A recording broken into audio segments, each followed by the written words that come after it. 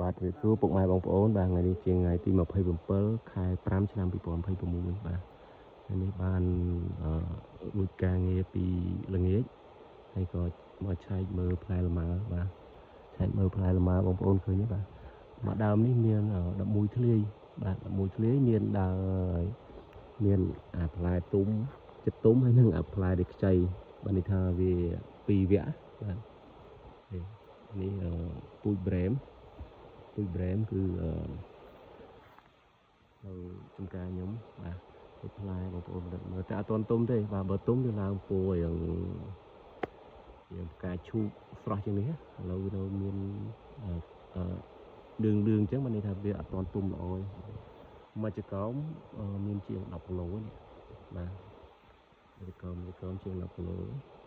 ហើយរសជាតិផ្អែមឆ្ងាញ់សម្បកស្ដើងសាច់ស្រួយបាទនេះគឺនៅមួយ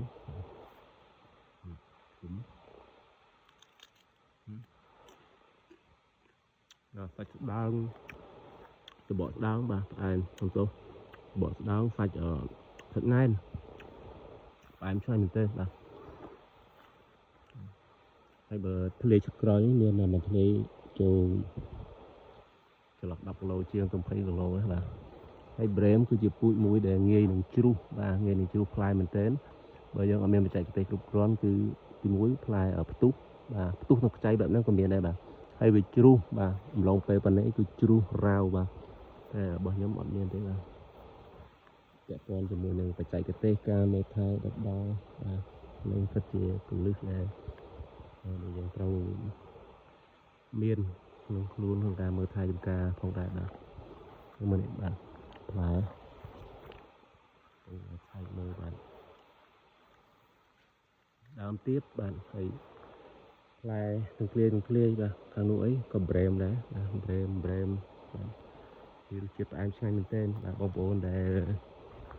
ចូលចិត្តផ្លែលម៉ើបាទខ្ញុំធានាថាភ្លុក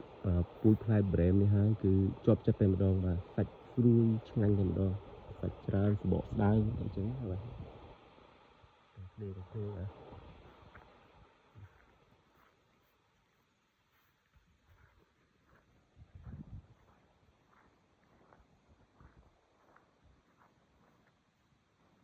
នេះក៏ប្រេមដែរខាងនោះក៏ប្រេមដែរម្ដងដើមខាងនេះទូបាហ៊ីលឿងរបស់UE 104បាទខាងនេះពូជបាហ៊ីក្រហមបាទ